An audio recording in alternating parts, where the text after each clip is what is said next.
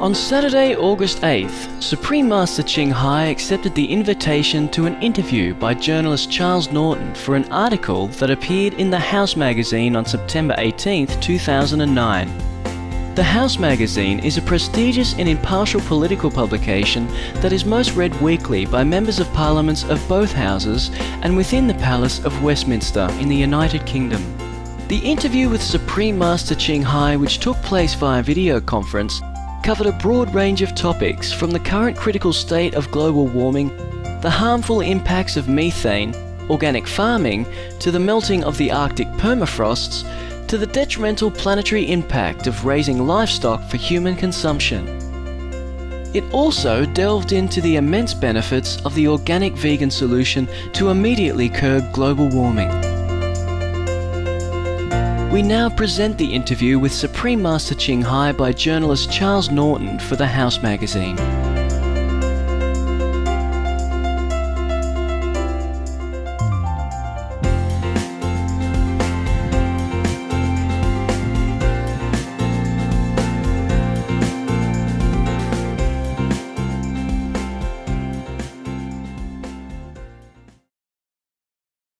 With the Departments of Food, Environment and Rural Affairs Marine and Coastal Access Bill being considered, members of Parliament from the Environment, Food and Rural Affairs Committee have said that the government needs to review its unsustainable promotion of fish eating. With the seabeds around Britain having recently been shown to resemble a barren wasteland as a result of trawling, what can be done to help the seas recover? What can be done?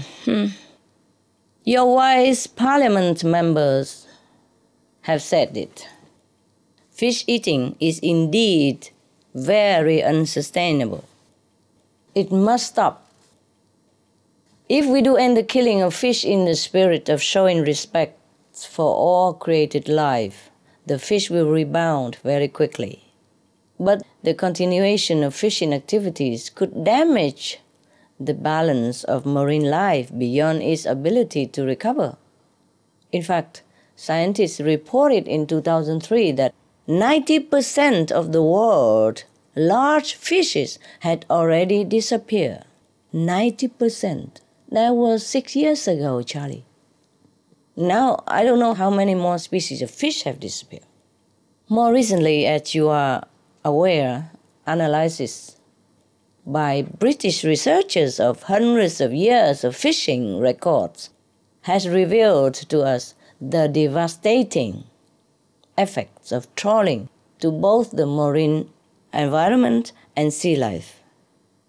One scientist compared this method to harvesting apples by lowering a giant net and dragging it through the orchard, thus destroying the tree, destroying the very life that supports the fruit. Besides, trawling's effect of killing off more and more marine life, the UN Food and Agriculture Organization estimates that 640,000 tons of thrown-away fishing gear, such as discarded nets, are added to the ocean every year, thus intensifying the problem. Fish, turtles, marine life are caught in these nets, accidentally, even dying every year, every day, without even trawling yet. Perhaps, astonishingly, even the fishing industry goes back to livestock. Believe that or not. In fact, a US study revealed that pigs and chickens are forced to consume more than twice the seafood that's eaten by all the Japanese people, and 6 times the amount consumed by humans in the United States. Just pigs and chickens eat more than us, 6 times more, at least. And then the pigs and chickens are eaten themselves, by us, humans. So, it's not a good business, is it? It's not a very good business strategy. So for anyone who thinks that eating fish does not cause as much environmental damage, please think again. Or please, we inform them of the facts. Consuming any animal products at all negatively impacts our oceans and our world. We can of course support and uphold the terms of such measures as the Marine and Coastal Bill, which offers greater protection for fish and all marine life. I applaud that. Meanwhile, please also request the media's help in spreading info about the detriments of trawling and the dire state of fish populations today. Another extremely effective practice would be to stop eating fish and advocate the same for all citizens. Again, the government could offer subsidies to the fishermen for organic farming instead as the alternative livelihoods. So much money that have been saved could give them subsidies, no problem at all. Complete fishing bans could then be put into place, making the United Kingdom an exemplary leader for the world's vital oceans and their unique life. Grazie. Some of the benefits of a vegetarian diet: lowers blood pressure, lowers cholesterol levels, reduces type 2 diabetes, prevents stroke conditions, reverses atherosclerosis, reduces heart disease risk 50%, reduces heart surgery risk 80%, prevents many forms of cancer. Stronger immune system, increases life expectancy up to 15 years. Higher IQ, saves 70% of a total cost of $40 trillion for reducing global warming. Uses 4.5 times less land to grow food. Conserves up to 70% clean water. Saves 80% of the cleared Amazonian rainforest from animal grazing. A solution for world hunger. Free up 3.4 billion hectares of land. Free up 760 million tons of grain every year, or half the world's grain supply. Consumes 1/3 fossil fuels of those used for meat production. Reduces pollution from untreated animal waste. Maintains cleaner air. Saves 4.5 tons of emissions per U.S. household per year. Stop 80% of global warming. Plus more. Save your life. Be veg. Go green. The Environment, Food and Rural Affairs Committee also recommended that the UK grow more food crops to alleviate global hunger. What actions can Parliament take to help feed the world? Yes, it is indeed a noble endeavor to grow food with the goal of alleviating hunger for others. To do so most effectively, the first thing is to eliminate meat consumption, free the land, and all the harvests go directly to humans. Simon Fairley, editor of The Land magazine, estimated that if Britons were to adopt a vegan diet, Britain could feed itself on 3 million hectares, half the land now under cultivation. We use only half of the land and we can feed the whole population if we go organic vegan. The other half could, of course, be devoted to such meaningful causes as growing food for those in need or reforesting to cool the rising temperature. Currently, 80% of hungry children live in countries that export food crops, typically to feed farmed animals in the developed world. Moreover, 2/3 of U.S. grain exports feed livestock rather than people.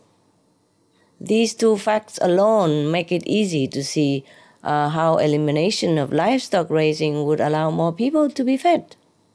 One scientist has calculated that a vegan needs only 5% of the land necessary to produce food compared to meat eaters. 5% only. And the meat eater need 95%. Imagine that, Charlie?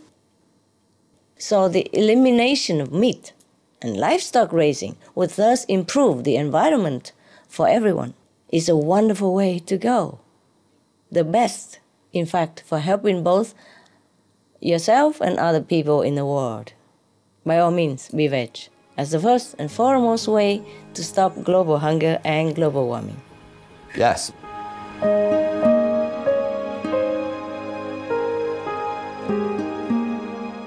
Vegetarianism in religion. The Baha'i Faith. Regarding the eating of animal flesh and abstinence therefrom, know thou of a certainty that, in the beginning of creation, God determined the food of every living being, and to eat contrary to that determination is not approved. Selections from the Baha'i writings of some aspects of health and healing.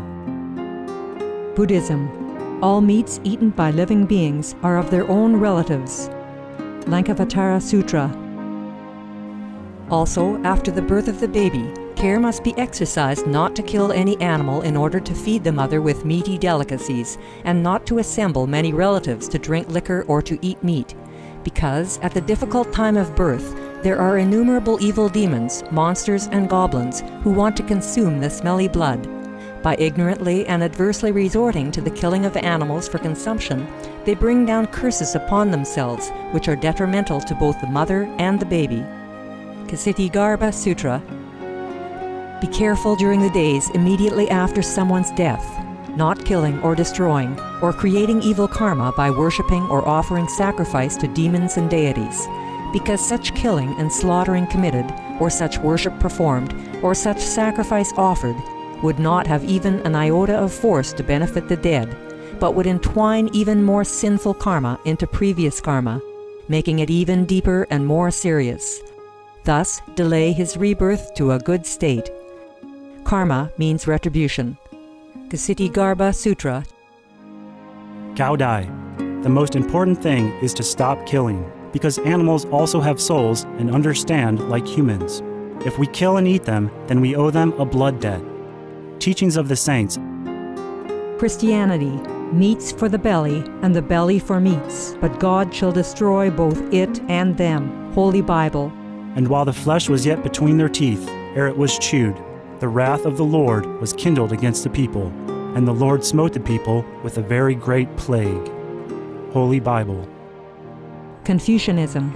All men have a mind which cannot bear to see the sufferings of others. The superior man, having seen the animals alive, cannot bear to see them die. Having heard their dying cries, he cannot bear to eat their flesh. Mencius. Essenes. I am come to end the sacrifices and feasts of blood, and if ye cease not offering and eating of flesh and blood, the wrath of God shall not cease from you. Gospel of the Holy 12. Hinduism. Since you cannot bring killed animals back to life, you are responsible for killing them. Therefore, you are going to hell. There is no way for your deliverance. Adalila. He who desires to augment his own flesh by eating the flesh of other creatures lives in misery in whatever species he may take his birth. Mahabharata anew. Islam. Allah will not give mercy to anyone except those who give mercy to other creatures. Hadith. Do not allow your stomachs to become graveyards of animals. Hadith. Jainism. A true monk should not accept such food and drink as has been specially prepared for him involving the slaughter of living beings. Sutrakatanga. Judaism. And whatsoever man there be of the house of Israel, or of the strangers that sojourn among you, that eateth any manner of blood, I will even set my face against that soul that eateth blood, and will cut him off from among his people. Holy Bible. Blood meaning flesh. Sikhism. Those mortals who consume marijuana, flesh, and wine, no matter what pilgrimages, fasts, and rituals they follow, they will all go to hell. Guru Granth Sahib. Taoism. Do not go into the mountain to catch birds and nets, nor to the water to poison fishes and minnows. Do not butcher the ox that plows your field. Tract of the Quiet Way. Tibetan Buddhism. The offering to the deities of meat obtained by killing animate beings is like offering a mother the flesh of her own child, and this is a grievous failure, the supreme path of discipleship. Zoroastrianism. Those plants I, Ahura Mazda, or God, rain down upon the earth to bring food to the faithful and fodder to the beneficent cow. Avesta. Everybody knows that vegetarian diet is good for health and to save the planet. There will be awakening their own great, compassionate, loving self-nature, and then their level of consciousness will rise up automatically, and they will understand more than they ever did, and they'll be closer to heaven than what they are right now. What are the benefits of organic vegan farming, and in what ways can MPs and the government push forward to boost this sector? Yes, there are so many benefits from organic vegan farming, as well as many benefiting parties. First, for the farmers, like your girlfriend, organic vegan farming is productive, saving 37% more energy and even more water than conventional farming methods. Next, there are environmental benefits, like the topsoil stays and proves better at withstanding floods and hurricanes. Wildlife and ecosystems also win. According to the largest study done on organic farming in the UK, your country, compared to conventional farms, organic farms contained 85% more plant species, with 71% taller and thicker hedges, and a healthy return of native animals across the species. Furthermore, organic vegan farming will halt the runoff of chemical fertilizers that have created monstrous dead zones in the ocean. Organic soy matter also absorbs CO2 so effectively that the Rhode Island Institute calls organic vegan farming a powerful strategy to reduce global warming by up to 40% of all CO2 emissions now in the atmosphere. Imagine, then we will be clear of CO2. Otherwise, it will stay here for thousands of years and continue to heat our planet. Finally, see, we all benefit from better health because it's free of toxins and abundant in nutrients without the genetic modification and cancer-causing pesticides. In contrast to animal products, which are known to cause cancer, heart disease, diabetes, and obesity, etc., organically farmed fruits and vegetables contain abundant nutrients that help us to avoid all these modern conditions. Surely organic vegan food is the only food we should feel safe and would feel safe and will feel safe.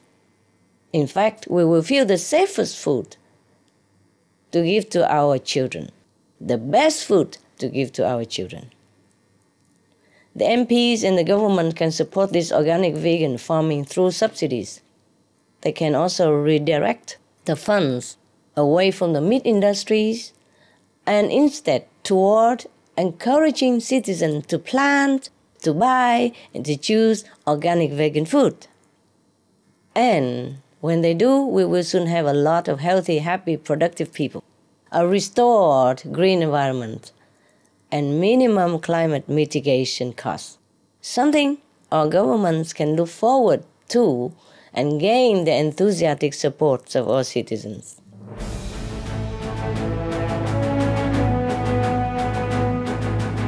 European Parliament supports reducing meat to lower greenhouse gases. Roll call vote. Vote is now open. Reduce your meat consumption or stop eating meat totally.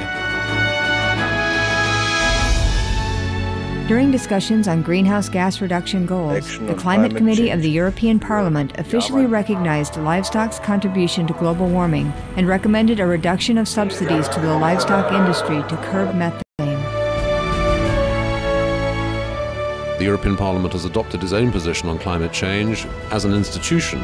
And as a Vice President, one of the proposals I have made is in line with your own, which is that we should eat far less meat, because that's one of the major sources of greenhouse gases. We know that the agriculture and the meat production is one of the main causes of gas emission, and so it's very clear that the ratio per habitant of meat has to decrease.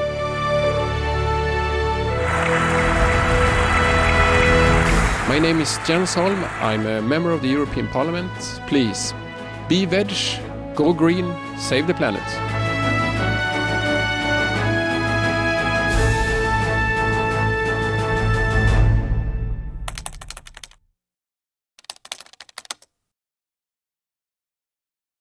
Moving on to a different subject, over 100,000 people are now affected by swine flu in the UK.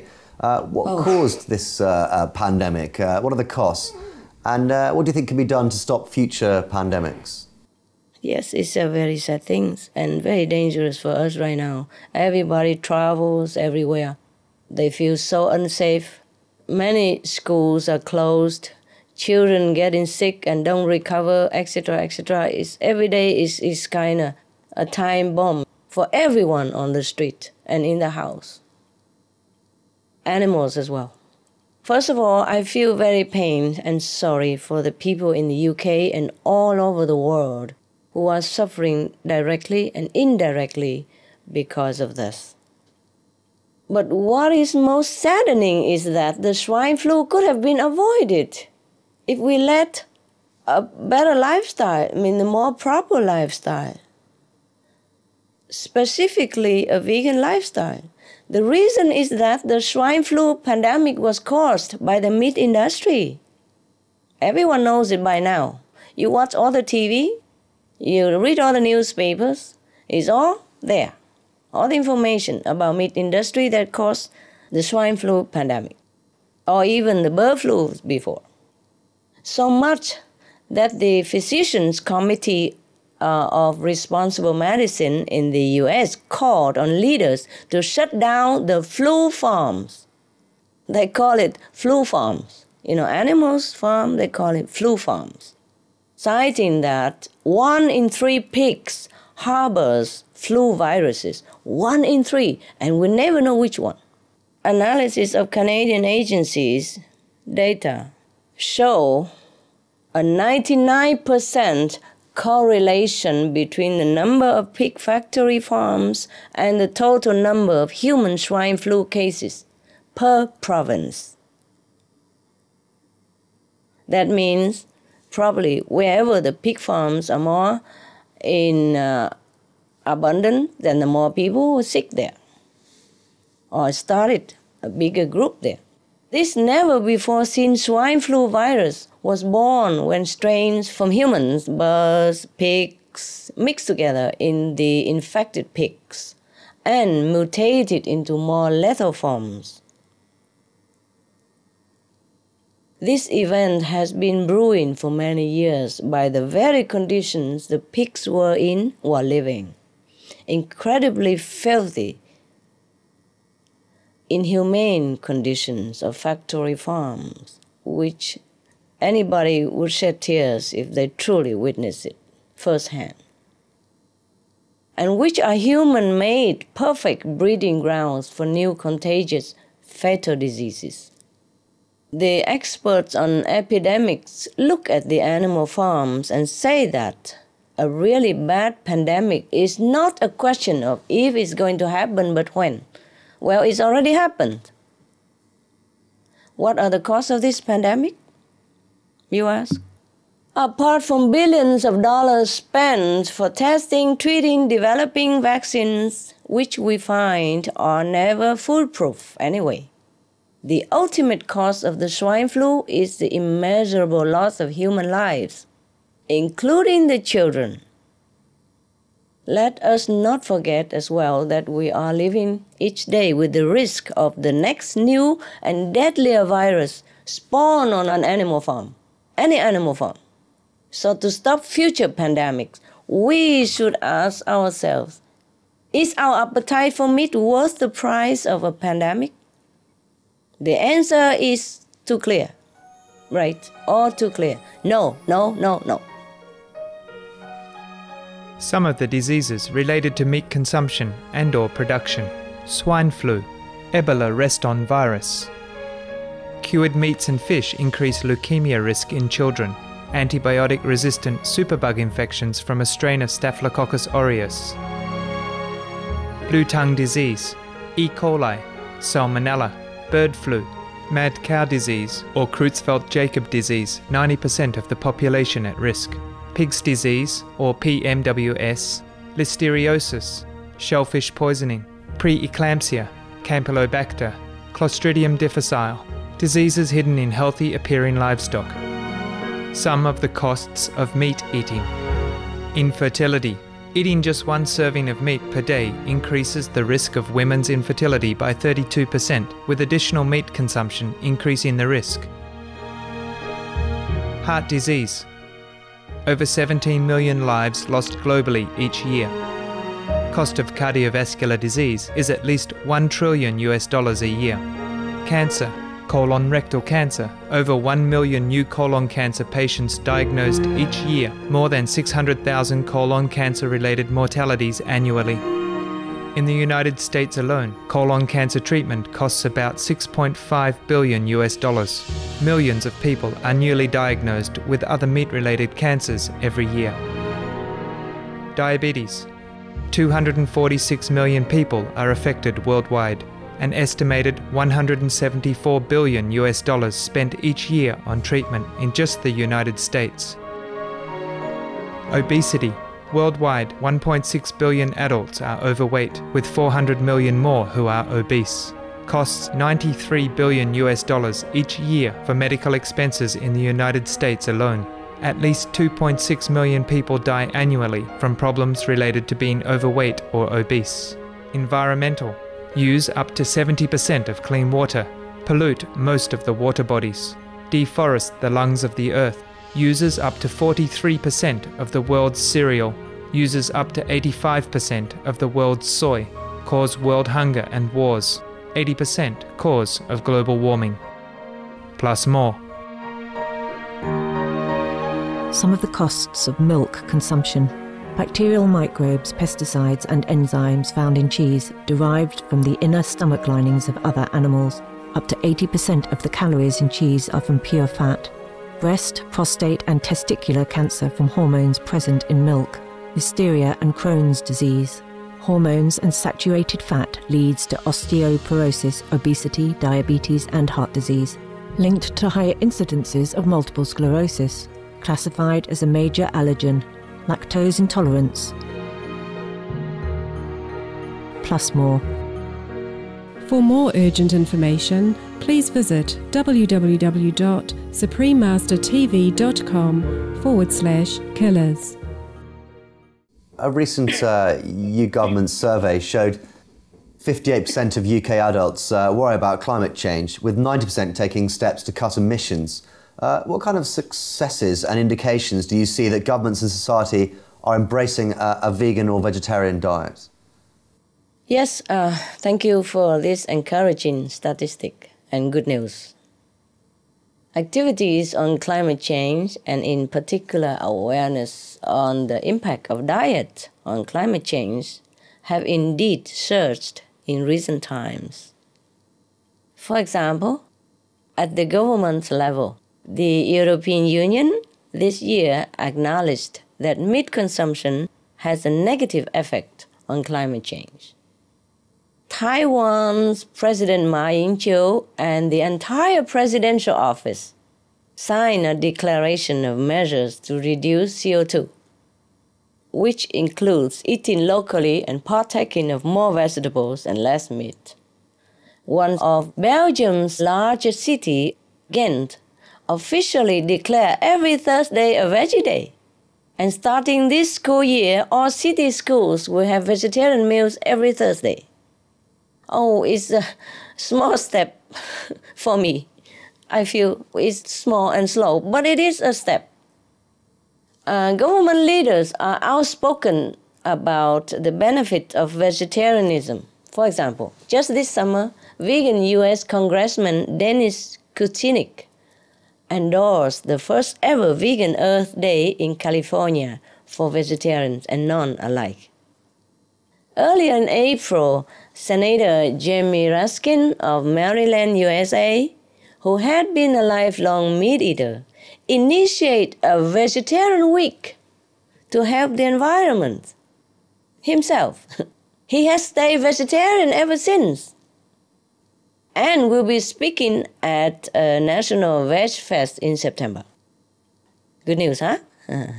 In the media, it is now common to see stories or articles everywhere talking about meat and its impact on global warming, or vegetarianism and its benefit to curb rising heat, like in The Guardian, Die Spiegel in Germany, the New York Times and Time in the US, Metro and Le Figaro in France, etc., etc.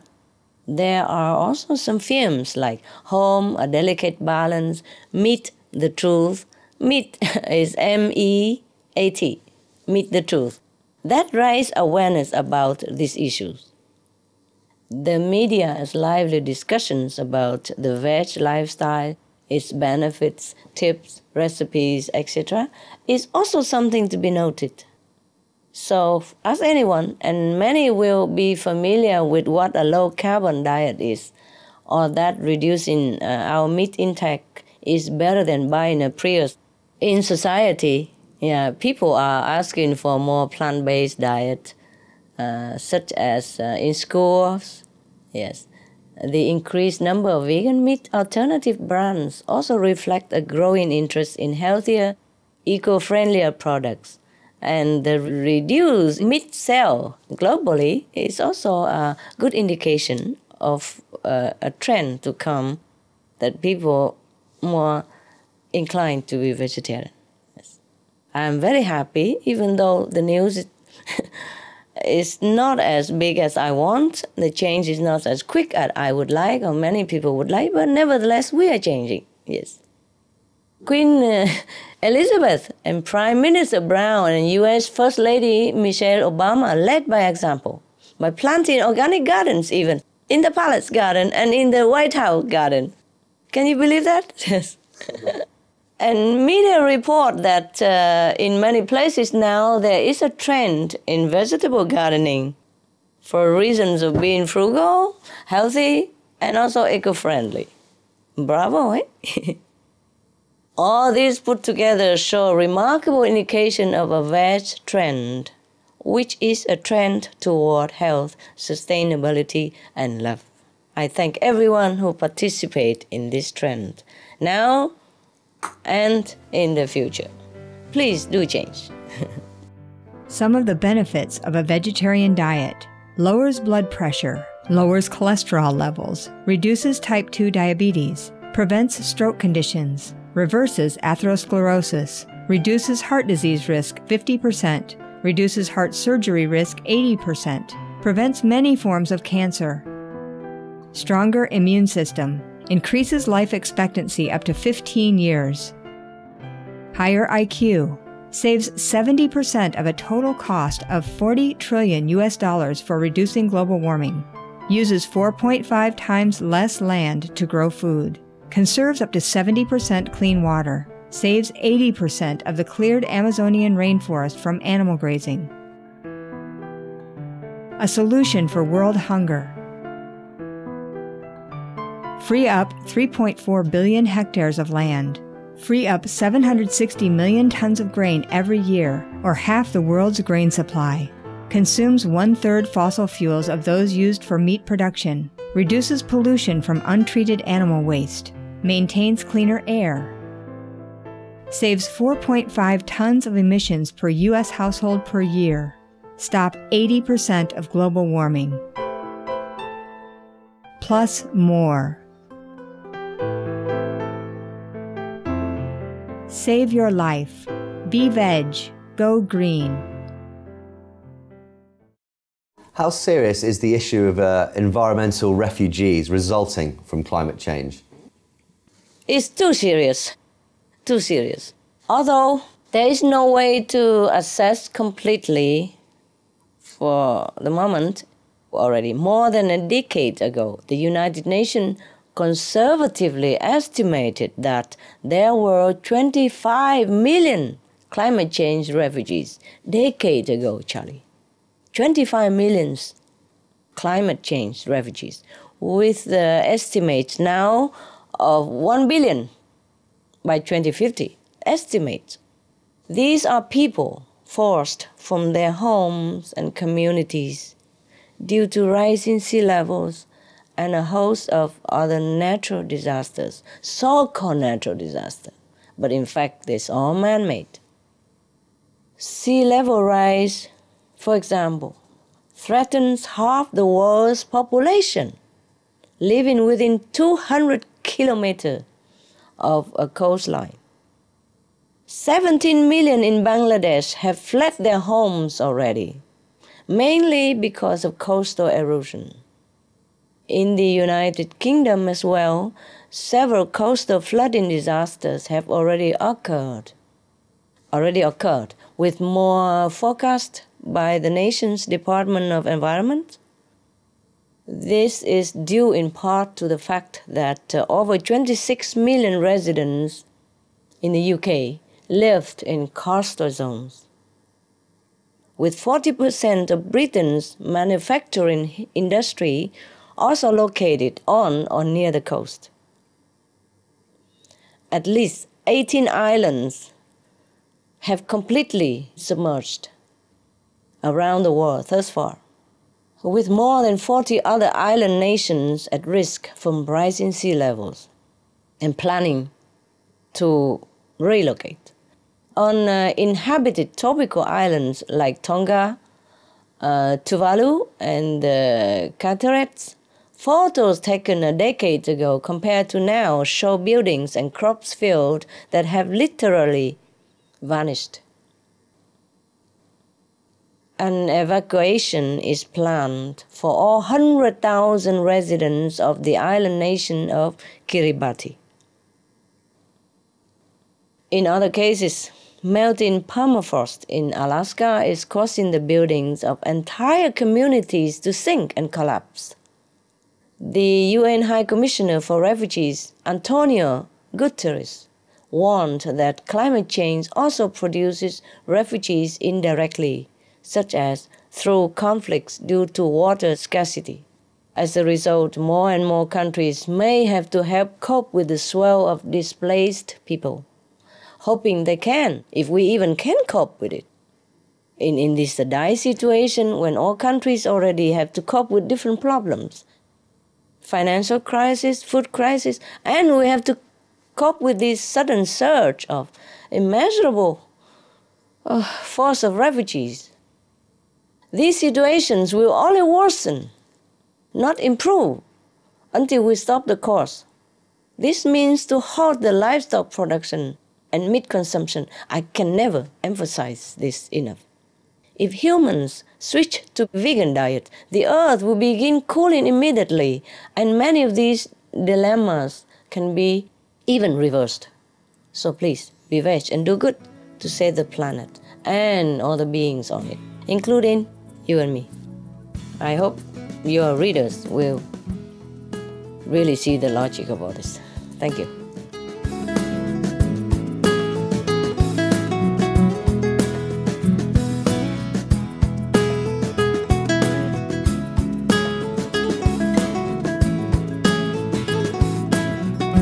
It has been a joy to have your charming company on today's Words of Wisdom. Join us again on Tuesday for the conclusion of an interview with Supreme Master Ching Hai by journalist Charles Norton for the House magazine. Now, please stay tuned to Supreme Master Television for a journey through ascetic realms, coming up next after noteworthy news.